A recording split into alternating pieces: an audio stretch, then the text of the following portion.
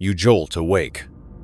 Your eyes dart around the familiar shadows of your room. But something's wrong. Your body is frozen, pinned to the bed by an invisible weight.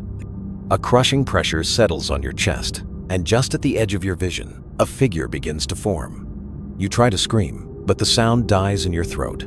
Sound familiar? Today, we call it sleep paralysis. It's that terrifying glitch in the brain's wiring where your mind wakes up before your body gets the memo. But for centuries, our ancestors had other names for the thing that watched them from the darkness.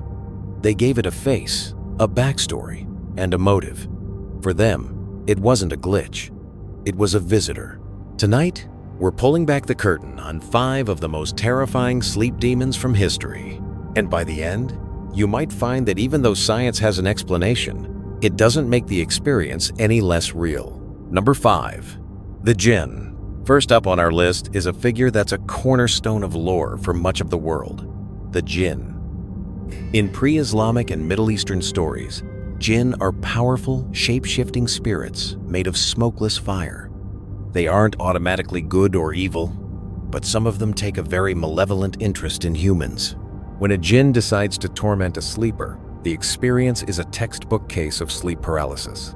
Victims report feeling a heavy pressure on their chest, seeing shadowy figures, and hearing whispers, all while being completely unable to move or cry out.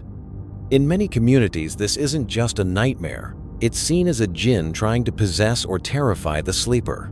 This belief is so ingrained that studies have noted people in regions with strong Jinn folklore often report more intense fear during their sleep paralysis episodes. Number 4. The Kanashibari. Over in Japan, the experience of sleep paralysis is so woven into the culture that it has its own unique name, Kanashibari. The term literally translates to bound in metal, which perfectly captures that feeling of being helplessly pinned down. The name actually comes from a Buddhist spell once used to paralyze demons. According to Japanese tradition, a bout of Kanashibari could be the work of a few different things: a vengeful ghost, a mischievous spirit, or even a sorcerer's curse.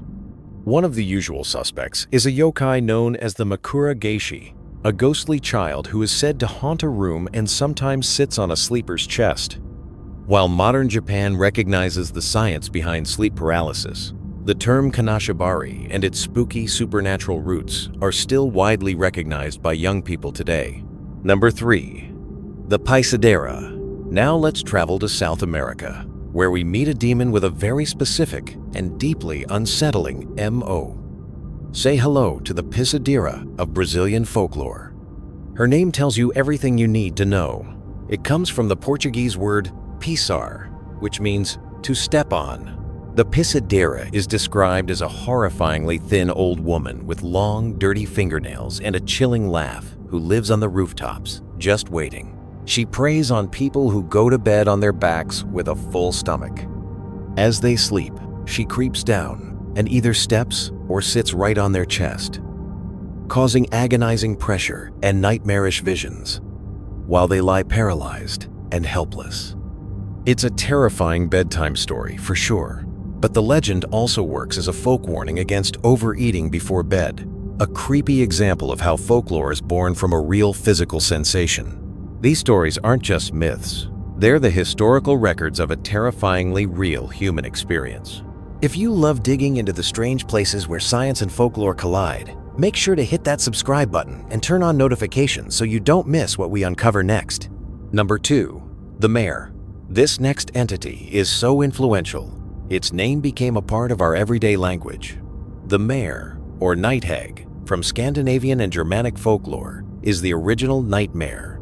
In fact, the word nightmare used to literally mean night spirit or night rider.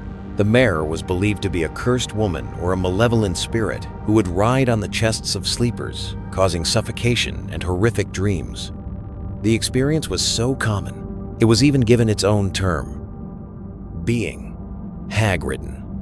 This belief spread across Europe and eventually made its way to North America, where tales of the old hag leaving her body at night to torment her victims persisted for centuries. The incredible consistency in these stories told by people thousands of miles apart, just goes to show how universal this terrifying sleep experience really is. Number 1. Lilith. And at the number 1 spot, we have a demon whose story stretches back to the dawn of civilization, Lilith. Her name first appears in ancient Sumerian texts around 2400 BC as a Lilitu, a type of female night demon. This makes her one of the oldest recorded sleep demons in all of history.